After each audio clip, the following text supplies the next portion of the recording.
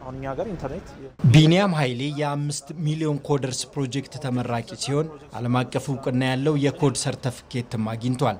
ይህም በዓለም አቀፍ ዙሪያ ካሉ ቀጣሪዎች ጋር ለመወዳደር የሚያስችለውን በር ከፍቶለታል።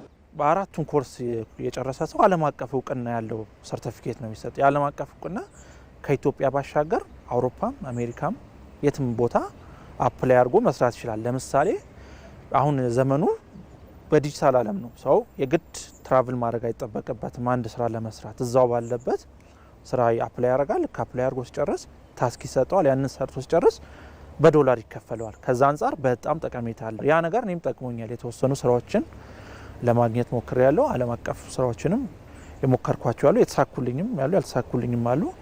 ለወደፊት ያው የበለጠ አድቫንስ ሳረክ በነዛ ነገሮች ላይ ቀጥላለሁ። መንግስት ቢያስብበት ብዬ ማስበው ኦልሬዲ ሰው ተምሯል። የተማረውን አፕላይ እንዲያደርግ የሚመቻችበት እድል ቢኖር የተሻለ አውትፑት ይኖረዋል ብዬ አስባለሁ። በ5 ሚሊዮን ኮደርስ ፕሮጀክት አሰልጣኝ የሆነው ወጣት ዳግም ልደት በቀለም ይህ ፕሮጀክት ኢትዮጵያን ወደ ቴክኖሎጂ አምራችነት ለመቀየር የሚጫወተው ሚና ትልቅ መሆኑን ይናገራል። ይሄኛው ፕሮግራም አይ ቲንክ ዩኤኢ ከኛ 1 አመት ቀድሞ ወደ 1 ሚሊዮን ኮደሮችን አሰልጥነዋልና ከሱ ኦፍሴቱ ነው ይሄኛው ወደኛ የመጣው። እንደውም እኛ ጋር ሲመጣ ወደ 5 ሚሊዮን ኮደሮች በሚል ፕሮግራም ነው የመጣው ከነሱ ራሱ ጨምረው ማለት ነውና እነሱ ጋር ያመጣው ለውጥ በጣም ትልቅ ነው። እነሱ ነገር ፕሮግራሙን ቢጠይቃቸው በጣም በሀገራቸው ባለው ቴክኖሎጂ ከማሳደግ አንፃር አርቲፊሻል ኢንተለጀንስን ወደ ስራ ከማስገባት አንፃር በጣም ዘርፈ ብዙ ጥቅም ነበረው እና ይሄ ደግሞ ወደኛ ሀገር ሲመጣ ይሄ በጣም ትልቅ እድል ነው። ምክንያቱም ፍሪሊ የምናገኛቸው ኮርሶች አይደሉም። ቅድም እንዳልኩ ሃይቴክ የሆኑ ካምፓኒዎች የሚያዘጋጁት ኮርስ ነው። ይሄንን ምናልባት በነፃ ለኛ ተሰጥቶን ምናምን እንማር እንጠቀም ሲባል ኢዚ ሊመስለን ይችላል። ግን በጣም እንደ እድል ሁላችንም መጠቀም የምንችለው ነገር ነው። ቴክኖሎጂ አለ። በቃ ኢንተርናሽናሊ ብዙ ሪሶርስ አለ። አሁን ለምሳሌ ፈንዳሜንታልስ ኦፍ ፕሮግራሚንግ ላይ አርቲፊሻል ኢንተለጀንስም ላይ ከዚህ ኮርስ በተጨማሪ በጣም ብዙ ኮሚኒቲዎች አሉ ሶርስ የሚያመጡ ማለት ነው። ስለዚህ እነዚህን ሶርሶች ቤዚኩን ካወቅ በኋላ በደንብ ዴይሊ ፓሽኔትድ ሆነ እየሰራ በሄድክ ቁጥር ራስን አፕዴት ለማድረግ ከኢንተርናሽናል ስታንዳርዶቹ ጋር ሚት ለማድረግ በጣም ምቹ መደላደል ይፈጥራል ብዬ አስባለሁ። ሶ ዴይሊ መስራት አለብን። በዛ ላይ ሙሉ በሙሉ እንትናችንን ሰተን ጊዜያችንን ሰተን የምንሰራ ሰዎች እዚህ ላይ በደንብ በራሳችን ማለት ነው ፓሽኔትድ ሆነን መስራት ይጠበቅብናል ብዬ አስባለሁ። የኛ መንግስት ታለንት ኢንፍራስትራክቸር ብሎ ያምናል። ይህ የኮደርስ ፕሮጀክት ኢትዮጵያ በዲጂታል 2030 ስትራቴጂ የያዘችውን የዲጂታል ትራንስፎርሜሽን ጉዞ የሚያፋጥን ነው። ጠቅላይ ሚኒስትር አብይ አህመድ መንግስታቸው ለቴክኖሎጂ ዘርፍ ትኩረት በመስጠት ምቹ ሁኔታዎችን እንደሚፈጥር ገልጸዋል። የአክሰስ ኦፖርቹኒቲ እና ትረስት ተደምረው አንደኛ ስራን መፍጠር አለባቸው። ለዜጎች በርከት ያለ የስራ እድል መፍጠር አለባቸው። ሁለተኛ ለሀገር እድገት ማረጋገጥ አለባቸው። ማደግ አለብን። ስራና እድገት ብቻውን ግን በቂ አይደለም። ሉዓላዊነት የሚለውን ነገር ደግሞ የሚያረጋግጥ መሆን አለበት። በዚህ ዙሪያ ላይ ነው ዲጂታል 2030 የኢትዮጵያን ብልጽግና ከሚያረጋግጡ ዋና ፒላርስ ወይም ሴክተር ሆኖ ያገለግላል ተብሎ በመንግስት የታሰበው። በትብብር በጋራ ይህንን ራዕይ እንደምናሳካ ሙሉ እምነት አለኝ። የመንግስት ኃላፊዎች ግን ከምንሰራው ስራ እኩል ታለንት ላይ ኢንቨስት ማድረግ፣ እነዚህን ትናንሽ ስታርታፖች ወደ ዩኒኮርን እንዲያድጉ ማድረግ፣ ገበያ እንዲያገኙ ማድረግ፣ እንዳይጠፉ ማድረግ ድምር ብቻ ሳይሆን ድርብ ኃላፊነት እንደሆነ ማሰብ ያስፈልጋል። እነሱ ከጠፉ እድገት ስለማይኖር እነሱን የማብቃት የመምራት ጉዳይ የሁላችን ኃላፊነት እንደሆነ ቢታሰብ መልካም ነው ማለት እወዳለሁ። የ5 ሚሊዮን ኮደርስ ፕሮጀክት ለወጣቶች የሥራ ዕድል ከመፍጠር ባሻገር የሀገር ውስጥ የቴክኖሎጂ ፍላጎትን የሚያሟላና የኢትዮጵያን የዲጂታል 2030 የወደፊት ዕጣ ፋንታ የሚወስን ቁልፍ ሀገራዊ ተስፋ ነው። ኢትዮጵያ በዲጂታል 2025 ስትራቴጂ ያገኘችውን ስኬት ወደ ላቀ ደረጃ የሚያሸጋግርና ስታርታፖችን የኢኮኖሚ ዋነኛ ሞተር አድርገው የተቀረጸው ዲጂታል ኢትዮጵያ 2030 ስትራቴጂ ይፋ መደረጉ ይታወሳል። አዎ ይህ አዲሱ ስትራቴጂ በአራት ዋና ምሰሶዎች ላይ ትኩረት በማድረግ በተለይም ወጣቶችና የፈጠራ ስራዎቻቸውን ወደ ቢዝነስ በመለወጥ ኢትዮጵያን በቴክኖሎጂ ወደፊት ለማስፈንጠርና የውጭ ምንዛሬ ግኝትን ለማሳደግ ትልቅ ግብ ሰንቋል። ወይንሸት ደጀኔ ተጨማሪ ይዛለች። የዲጂታል ኢትዮጵያ 2025 ስትራቴጂ በተለያዩ ምዘናዎች ስኬታማ ስራዎች የታዩበት ነበር። እንደ ማሳያም የፋይዳ ዲጂታል መታወቂያ መተግበር፣ ከጥሬ ገንዘብ ግብይት ወደ ዲጂታል የፋይናንስ ስርዓት የተደረገው ሽግግር እንዲሁም ደግሞ የ5 ሚሊዮን ኮደር ኢኒሼቲቭ የዜጎች የዲጂታል የእውቀት ምህዳርን ማስፋት የተቻለበት ነው። አሁን ይፋ የተደረገው የዲጂታል ኢትዮጵያ 2030 ስትራቴጂ ደግሞ ይህንን አቅም በሁለንተናዊ ዘርፍ ከፍ ማድረግ የሚያስችሉ ናቸው። ኢትዮጵያ የጀመረችውን ሁለንተናዊ የብልጽግና ጉዞ ለማፋጠንም የዲጂታል ትራንስፎርሜሽን ምርጫ ሳይሆን ግዴታ ነው ተብሎ ታምኖበታል። የዲጂታል ኢትዮጵያ 2030 ስትራቴጂ በአራት ዋና ምሰሶች ማለትም አካታች ዲጂታል ኢኮኖሚ፣ የዲጂታል መሰረተ ልማት እንዲሁም የሰው ኃይል ልማትና የዲጂታል አስተዳደር ላይ ያተኮረ ነው። ስታርታፖች የዲጂታል ኢኮኖሚው ዋነኛ አንቀሳቃሽ ሞተሮችም ናቸው። ስትራቴጂው በወጣቶች የሚመሩ የፈጠራ ስራዎችን ወደ ቢዝነስ ተለውጠው የሀገሪቱን ኢኮኖሚ እንዲያሳድጉም ትልቅ ድርሻ ይሰጣቸዋል። ዲጂታል ኢትዮጵያ 2030 በሁላችንም ጥረት ትጋትና ትብብር ዜጎችን ማዕከል ያደረገ መንግስታዊ ስርዓት በእጅጉ የሚጎለብትበት፣ ሁሉን አቀፍ አካታች የዲጂታል አገልግሎቶች የሚቀርቡበት፣ ሉዓላዊና ደህንነታቸው የተጠበቀ የዲጂታል ስርዓቶች የሚበራከቱበት፣ የውስጥ ፈጠራን የሚበረታታበት፣ በድምሩ የሀገራችንን የኢኮኖሚ እድገትና ትራንስፎርሜሽን በማሳለጥ ወደምንመኘው ሁለንተናዊ ብልጽግና የምናደርገው ጉዞ በእጅጉ የምናፋጥንበት አውድ ይሆናል። ወጣቶች ያላቸው የፈጠራ ሀሳብ በወረቀት ላይ ብቻ ሳይቀር ወደ ገበያ የሚወጣ ምርትና አገልግሎት እንዲሆን መንግስት አስፈላጊውን ድጋፍ ማድረግም የሚያስችል ነው። ይህም ለዜጎች ሰፊ የስራ እድልን ይፈጥራል። ለዚህም መንግስት የብሔራዊ ዲጂታል ትራንስፎርሜሽን ምክር ቤትን በዲጂታል 2025 መጨረሻ አካባቢ አቋቁሞ ስራ ጀምሯል። ምክር ቤቱ የዲጂታል ስትራቴጂን ይነድፋል። በሀገራችን ውስጥ የሚከናወኑ የዲጂታይዜሽን እንዲሁም የዲጂታል ትራንስፎርሜሽን ስራዎችን ይከታተላል፣ ይቆጣጠራል። በተለያዩ አካላትና ስርዓቶች መካከል የስትራቴጂ ተጣጣሚነት መኖሩን ያረጋግጣል። ስትራቴጂያዊ ለውጥ የሚያስፈልጋቸው ውሳኔዎችን በመንግስት እንዲወሰኑ አጥንቶ ያቀርባል። ከ5 ዓመታት በኋላ የምናገኛት ኢትዮጵያ በመንግስታዊ አሰራሯ፣ በአገልግሎት አሰጣጧ፣ በፋይናንስ ተደራሽነቷ፣ በቴክኖሎጂ ብቃቷ፣ በንግድ ተወዳዳሪነቷ፣ በግብርና ምርት መትረፍረፏ፣ በጸጥታና ደህንነት አጠባበቋ አሁን ከምናውቃት እጅግ የተለወጠችና የላቀች እንደምትሆን ለማረጋገጥ እወዳለሁ። የ5 ሚሊዮን ኮደሮች ኢኒሼቲቭ ከስታርታፕ ጋር በማያያዝ ስልጠናው ወጣቶች የራሳቸውን የቴክኖሎጂ ኩባንያዎች እንዲመሰርቱ የሚያስችል ዓለም አቀፍ ብቃት እንደሚሰጣቸው ይጠበቃል። ከመውደቅ ምጣኔ ያለፉ ወይም የተሸጋገሩ 5000 ስታርታፖች ወይም አነስተኛና መካከለኛ ኢንተርፕራይዞች በአይሲቲ በቢፒኦና በቴክ ኢነብልድ ሰርቪስ ከ1 ሚሊዮን በላይ ዜጎች ስራ ይፈጠርላቸዋል። ከዲጂታል ኢኮኖሚ ልማት የምናገኘው ገቢ ከ3 ቢሊዮን ዶላር በላይ እንደሚደርስ ይጠበቃል። ስታርታፖች በሀገር ውስጥ ብቻ ሳይሆን በዓለም አቀፍ ደረጃ ተወዳዳሪ እንዲሆኑና የውጭ ምንዛሪን ወደ ሀገር ውስጥ የሚያስገቡ እንዲሆኑም ግብ ተቀምጧል። ሀገራችን ኮምፒቲቲቭ የሆነ የዲጂታል ሀብ የመሆን ህልሟን እንድታሳካ እንደዚሁ ከ70% በላይ የሆነውን የሀገራችንን ወጣት በክህሎት አስታጥቀን መጓዝ ስንችል የሚሳካ እንደሆነ በስትራቴጂው ላይ በግልጽ ተቀምጧል። ስትራቴጂው በህፃናትና ወጣቶች፣ በሴቶች እንዲሁም ደግሞ በስታርታፖች ላይ የሚደረግ ኢንቨስትመንት ወሳኝ የሆነ ፋክተር እንደሆነ ያስቀምጣል። ስታርታፖች እንደ አንድ የንግድ ዘርፍ ብቻ ሳይሆን ኢትዮጵያን በቴክኖሎጂ ወደፊት ለማስፈንጠር የሚያስችሉ መፍትሄ አመንጮችም ናቸው።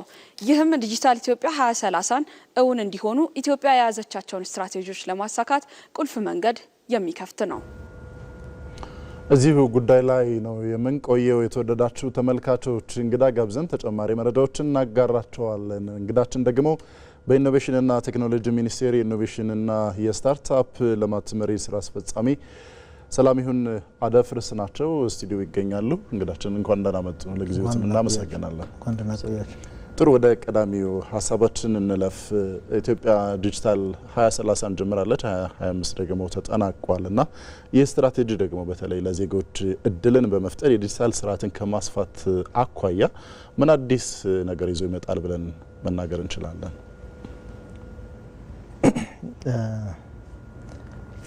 አጠር አድርጎ ለማስቀመጥ የ2030 ስትራቴጂ በተመለከተ አይ ቲንክ ከ2025ቱ ብዙ ሌሰኖችን የወሰደ ነው።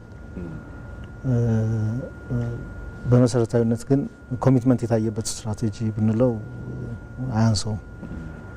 ይሄን ምስል ምንድነው? በዋናነት ዲጂታል ስፔሱ በተለይ ዲጂታል ኢኮኖሚም ሌሎችም አይነት እንቅስቃሴዎች የሚከናወኑበት ስፔስ ነው።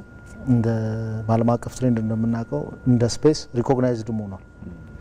ሶ አዘ ስፔስ ሪኮግናይዝ ሲደረግ የፊቭዝ አይነት ስፔስ ነው የተሰጠው። አምስተኛው ከመሬት ከህዋ ከሌሎችም ሶ የህልውና ጉዳይ ተደርጎ በሌሎች ሀገራት የሳይበር ስፔስ እየተባለ ከደህንነት ጋር እንዳጠቃላይ ተያይዞ የሚገነባ ምህዳር ነው።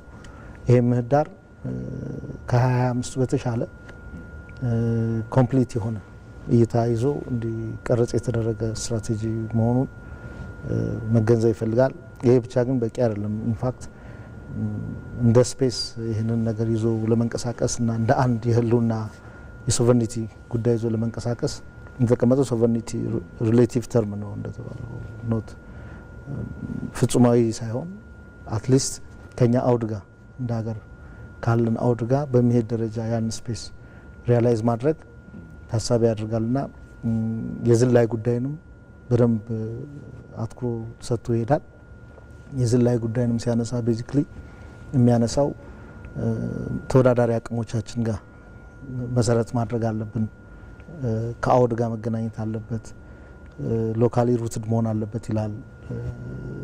ሆም ግሮን የሆኑ ኢኖቬሽኖችን ፕሮሞት ማድረግ ትኩረት ይሰጣልና እነዚህን ስናይ በዋናነት ለመዝለል የሚያስችሉ በእንግሊዝኛው ክሪቲካል ማስ የሚባል አለ።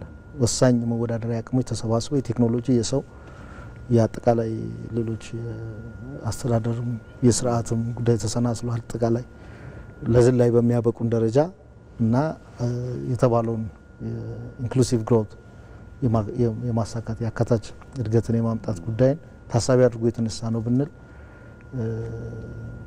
ትክክለኛ ነው። ስለዚህ ለዜጎች ምን አዲስ እድልን ያመጣል ብለን ነው ይሄ ነገር በተፈጠረ ቁጥር እንግዲህ ዲጂታል ስፔሱ እንደምናውቀው ተደራሽነቱ ዓለም አቀፍ ነው። ከዚህ በፊት በምናውቀው የጂኦግራፊክ ሎኬሽን ተመስርቶ እድሎች የተወሰኑበት አይደለም ነው። ይሄ ትልቅ እድል ነው። የማርኬት ስፔሳችን ለቨሬጅ ካደረግ ነው ግሎባል ነው የሚሆነው ማለት ነው። ቢዝነሶቻችንም የምንፈጥራቸው ስኪሎች ከዲጂታል ስፔሱ ጋር የሚመጣጠን ሲሆን በዚህ ዲጂታል ስፔስ ወጣቶች የመወዳደር እድል አላቸው ማለት ነው። ሰፊ የስራ እድል የማግኘት ይዞ መነሳት ይቻላል ማለት ነው። ከዚህ በፊት የነበሩት ብዙ ጊዜ በተወሰነ የቅጥር ስኮፕ ውስጥ ሎካሊ በምናውቃቸው ስራዎች ላይ ወይም ቢዝነሶች ላይ እነዚህ ስሞል ኤንድ ሚዲየም ኢንተርፕራይዝስ የሚባሉት ላይ የሚያተኩሩ ይሄ በቂ አይደለም። ዲጂታል ስፔሱ ያለውን እድል አሟጦ መጠቀም አይችልም። የዲጂታል ስፔሱ ለቨሬጅም እሱ ነው። ሁለተኛው ለቨሬጅ እንደተባለው ይሄ ገና ኢመርጅ እያደረጉ ያሉ አዳዲስ ለውጦች የሚያስተናግድ ምህዳር በመሆኑ ምክንያት ይህን እድል ቶሎ መከተል ከተቻለ ብዙ ወጣቶች ይህንን ኮፕ የሚያደርጉበት ፖቴንሻል አላቸው። በዚህ ውስጥ ስራ ማግኘት ቢዝነሶችን መፍጠር የሚቻልበት እድል ነው ያለው። በዋናነት ሚኒስትሪሙ ላይ ያለው ውድድር ከባድ ነው። እንደምናውቀው በዋናው የምናውቃቸው ዘርፎች ሌሎች ሀገራት ኤክሴል አድርገው ሄደዋል ኦልሬዲ። ሶ እዛ ላይ ሳይሆን ማተኮር አሁን ኢመርጅ የሚያደርጉት አዲስ እየተከሰቱ ወዳሉት እንደ ሀገር ሙቭ ማድረግ ከቻለን ብዙ እድሎችን እዛው ስታፕ ማድረግ እንችላለን የሚል አይነት ሀሳብ ነው ያለው። መልካም አቶ ሰላም ይሁን። እንግዲህ በተለይ 2025 ዲጂታል ኢትዮጵያን ስናጠናቀቅ ወደ 2030 ስንገባ ደግሞ የተሻለች ኢትዮጵያን አብሮ ለማራመድ እንደሚያስችል ይታወቃል። በተለይ ዲጂታል ኢትዮጵያ 2030 ሮቦቶችን፣ ስማርት ማሽኖችን የሚጠቀሙ ኢንዱስትሪን ከመፍጠር አንጻር የሚፈጥራቸው አበርክቶ እንዴት ይገለጻል? እስኪ እንግዲህ የዲጂታል ስፔሱ አሁን ለሁላችንም ምንድነው ሰልፍ ኤቪደንት ሆኗል። በተለይ የኤአይ ጉዳይ ከዚህ በፊት እንደምናየው አይደለም፣ ህይወታችን ውስጥ ገብቷል። በተለይ የሰውን ሮል የሰውን ሚና ኦልሞስት እየተገዳደረ ያለ ነውና ኮንሺየስ ቾይስ ይፈልጋል። ማለትም በትክክል አስቦ መምረጥ ይፈልጋል እዚህ ጋር ጉዞ። ያለበለዛ ከዚህ በፊት የነበረው ኢንዱስትሪያል ሪቮሉሽን ካመጡት በተለየ የሚያመጣው ይሄ የኖሌጅ ኢኮሲስተሙን ነው ቻሌንጅ የሚያደርገው። ይሄ ሪዝን አናሊሲስ የተማረ የሚባለውን ማህበረሰብ ነው ወሳኝ የሆነውን አቅም ነው የሚነካው። ከዚህ በፊት የነበረው ሌበሩን ነው። የበፊቶቹ ኦቶሜሽንም ኢንዱስትሪ አሴምብሊ ሲመጣ የተቀየረው የ1950s አይነት ሪቮሉሽኖች በአብዛኛው ኦቶሜት አድርጎ ፕሮዳክቲቪቲን የሚጨምር ነገር አምጥቶ ነው የሚያስበውን ሰው አልነካም። በዋናነት ቲንከርስ የሚባሉት አሁን ኦልሞስት ኢኖቬሽንንም ጨምሮ ሌሎች አክቲቪቲዎችንም በደንብ አድርጎ የሚሰራበት ደረጃ እየተደረሰ ነው። ይሄ ሃው ቱ ወርክ ዊዝ ሜሽን በጣም ትልቅ አቅም ነው። የወደፊት ተወዳዳሪ ሰው የሚባለው ቤዚክሊ ከማሽኖች ጋር በትክክል መነጋገር የሚችል ማለት ነው። ሜሽንን ኦፕሬት ማድረግ የሚችል ይሄ ማለት ኤአይን በትክክል ኢንተራክት አድርጎ አብሮት እንዲሰራ የሚያደርግ ካልሆነ በስተቀር ኤአይ የሚሰራውን ስራ የሚሰራ ሰው ኤግዚስት የማድረግ እድል የለውም ነው። ይሄ እንዳየነው በተለያዩ ሀገራትም አሁንም በእኛ ፎርካስት የተደረገው ብዙ ጆፖች በዚህኛው ጆብ ይተካሉ። ለዛ ነው አዳዲስ ስኪሎች ከኤአይ ጋር የተገናኙ ጉዳዮች በጣም ኢምፖርታንስ የሚኖራቸው ሜጀር ስራውን ይወስዳሉ ተብሎ ይጠበቃል። በተለይ የዚህ ኖሌጅ ኢኮሲስተሙ ላይ ያለውን የሚል ነው ያለው። ጥሩ። ኢትዮጵያ ዲጂታል ኢኮኖሚ ራዕይን ሰንቃ እየሰራች ነው የምትገኘው። በተለይ በዚህ ዘርፍ ጥሩ ውጤቶችም እየተመዘገቡ ነው የሚገኙት። የዲጂታል ትራንስፎርሜሽን ለማሳካትም የተለያዩ ተግባራት እየተሰሩ ነው። አሁን ከስትራቴጂው አኳያ እየተነጋገርን ስለሆነ ይህ ዲጂታል ኢትዮጵያ 2030 ስትራቴጂ የዲጂታል ኢኮኖሚ ራዕይን ለማሳካት የሚኖረው አበርክቶ ምንድነው ማለት እንችላለን? የዲጂታል ኢኮኖሚን ማሳካት ቅድም እንዳልኩት ነው ሰፋ ያሉ ነገሮችን አት ዘ ሴም ታይም ተናቦ መስራትን ይጠይቃል። ይሄ ከፋውንዴሽናል ጀምሮ ይሄ ፓወር ኢንፍራስትራክቸር ከፐብሊክ ኢንፍራስትራክቸሩ ጋር የተገናኙ ጉዳዮች የዲጂታል ስኪል ኢነብለሮቹ ጨምሮ ሌሎችም አጠቃላይ ሂውማን ሪሌትድ የሆኑ አክቲቪቲዎችን የጋቨርንመንት ሪፎርምንም ጨምሮ የሚያካትቱ አጠቃላይ ስራዎች መኖር አለባቸው። እነዚህ መናበብ አለባቸው ነው። እኛ ሙቭ እያደረግን ያለ ነው ወደ ማለትም የነበረውን ስፔስ የመጠጋገን አይደለም። የነበረውን ለምሳሌ የዲጂታል ጉዞ ኢንክሪመንታሊ በመስራት አይመጣም። ሶ አዲስ እይታ መፈጠር አለበት ይሄንን ድራይቭ የሚያደርግ ሶ አሁን ዋናው የዚህ ስትራቴጂ ቁልፍ አቅም ነው ብዬ ወሰድኩት እይታው ነው። ምክንያቱም በእይታ ደረጃ ፐርስፔክቲቭ ወደ አንድ ካልመጣ ስፔሱን ሰዎች የሚያዩበት መልክ ወደ አንድ ቅርጽ ወደ አንድ ፌኖሜና እየተከሰተ እንደሆነ ካላመጣ ነው ኢንቨስትመንቱም የመሰባሰብ እድል አይኖረው። ሶ አጠቃላይ አሰራር ስርዓቶቹም ዘርፎች የሚጠበቅባቸው በጣም ትልቅ ስራዎች አሉ። በእያንዳንዱ ዘርፍ ከክሬቲቭ ኢንዱስትሪ ጀምሮ የስነ ጥበብ ኢንዱስትሪ ጀምሮ የማኒፋክቸሪንግ፣ የግብርና፣ ሄልት፣ ቱሪዝም እየተባለ የሚመጣ ሶ ዘርፎችም መገለጫዎች ናቸው የዚህ ቴክኖሎጂ። በሌላ ሳይድ ደግሞ ራሱ ዘርፉ አይሲቲ ኦር ዲጂታል የምንለው ደግሞ እንደ ዘርፍ ደግሞ ራሱም ኢኮኖሚ ጀነሬት እንዲያደርግም ታሳቢ ያደርጋል። ሶ ስናየው አዚነብለርም ዲጂታልን አዚነብለርም አት ዘ ሴም ታይም እንደ ራሱም ደግሞ አዝ ኢኮኖሚክ ምንጭ ሆኖ የተቀረጸ ስትራቴጂ ነው። እይታው ግን በጣም ወሳኝ አቅም ይሆናል። ሁለተኛው ይሄን እይታ ደግሞ ባይን ያደረጉ ወይም በትክክል የተገነዘቡ ከቶፕ ጀምሮ ያሉ አመራሮች አሉት። ይሄ ደግሞ ሌላ አቅም ነው። እነዚህን ሰብሰብ ያሉበት ስትራቴጂ ነው ማለት ይቻላል። የማሳካት እድሉ ከፍተኛ ነው የሚል ነው። እንደው በመጨረሻ አቶ ሰላሚሁን እንደው ይሄንን ቴክኖሎጂ አብሮ ለማራመድ ወይም ደግሞ ቴክኖሎጂውን ለማላመድ በወጣቶች በታዳጊዎች ላይ የተጀመሩ ስራዎች አሉና ይህንን በይበልጥ ለማሳካት ምን መደረግ አለበት ይላሉ? እንግዲህ ወጣቶችን በተመለከተ አንዱ የስኪል ጉዳይ ነው። የ5 ሚሊዮን ኮደርስ አሁን ብዙ ወጣቶች ወስደዋል፣ ሚሊየንስ ወስደዋል፣ ሰርቲፋይድም ሆነዋል፣ የመንግስት ሰራተኞችም ጭምር ወስደዋል። ሰው 5 ሚሊዮን ኮደርስን እንዴት ያየው እንደሆነ አላውቅም፣ ግን ዞሮ ዞሮ 5 ሚሊዮን ኮደርስ ዩዳሲቲ የሚባል ግሎባል ፕላትፎርም ነው። አንዱ ይሄን እድል ኤክስፔንሲቭ እድል ነው። ሁለተኛ ከጀርባው ያሉ አክሰንቸር ምናምን የሚባሉ ትልልቅ ተቋማት ያሉት እነ ጉግል፣ አማዞን ያሉ ተቋማት ኦፈር የሚያደርጉት እድል ነው።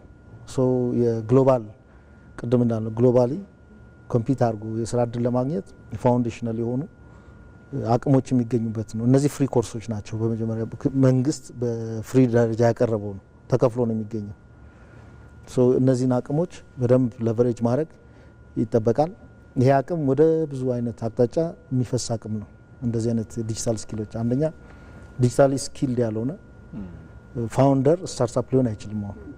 ስታርታፖችም ሲገነቡ መጀመሪያ ቴክ ኦር ቴክ ኢነብልድ ናቸው። በዲጂታል ስፔሱ ያለውን ስኬል የማድረግ ግሎባል የማደግ እድልን የሚያገኙት አይ ቲንክ ለዚህ አይነት አቅም ሬዲ መሆን ሲችሉ ነውና የመጀመሪያው እኛም አሁን እንደ ስታርታፕ ኢኮሲስተም ላይ ቢልድ ልናደርግ እየሰራን ካለነው አንጻር ካስቀመጥነው ግብ አንጻር ፎር ኢንስታንስ አፍተር 10 years we expect 5 or 7 ዩኒኮርን $1 billion ቫሉዌሽን እንጠብቃለን። ስትራቴጂ አውጥተናል ለብቻው ሮድማፕ። በዛ ውስጥ እንደ ፕሪኮንዲሽን የተቀመጡት ጉዳዮች እንደዚህ አይነት ወሳኝ የሆኑ አቅሞች ተያይዘው መግባት አለባቸው ነው።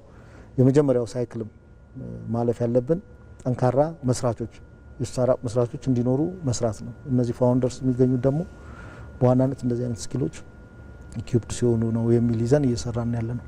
ጥሩ። አቶ ሰላሚሁን አደፍርስ በኢኖቬሽንና ቴክኖሎጂ ሚኒስቴር የኢኖቬሽንና ስታርታፕ ልማት መሪ ስራ አስፈጻሚ ጊዜዎትን ሰውተው በማለዳው መጣው ተጨማሪ መረጃዎችን ስላጋሩ እናመሰግናለን። መልካም ቀን። አመሰግናለሁ።